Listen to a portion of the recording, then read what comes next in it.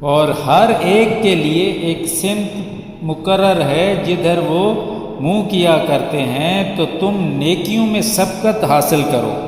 تم جہاں ہوگے اللہ تم سب کو جمع کرے گا، بے شک اللہ ہر چیز پر قادر ہے۔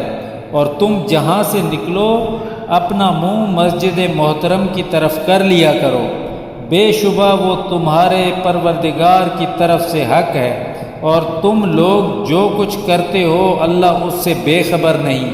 اور تم جہاں سے نکلو مسجد محترم کی طرف منہ کر کے نماز پڑھا کرو، اور مسلمانوں تم جہاں ہوا کرو اسی مسجد کی طرف رخ کیا کرو۔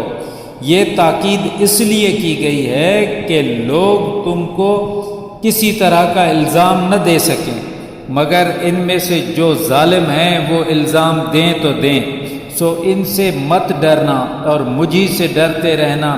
اور یہ بھی مقصود ہے کہ میں تم کو اپنی تمام نعمتیں بخشوں، اور یہ بھی کہ تم راہ راست پر چلو، جس طرح ہم نے تمہیں میں سے ایک رسول بھیجے ہیں جو تم کو ہماری آیتیں پڑھ پڑھ کے سناتے اور تمہیں پاک بناتے اور کتاب اور دانائی سکھاتے ہیں اور ایسی باتیں بتاتے ہیں جو تم پہلے نہیں جانتے تھے۔ سو تم مجھے یاد کیا کرو اور میں تمہیں یاد کیا کروں گا، اور میرے احسان مانتے رہنا اور ناشکری نہ کرنا۔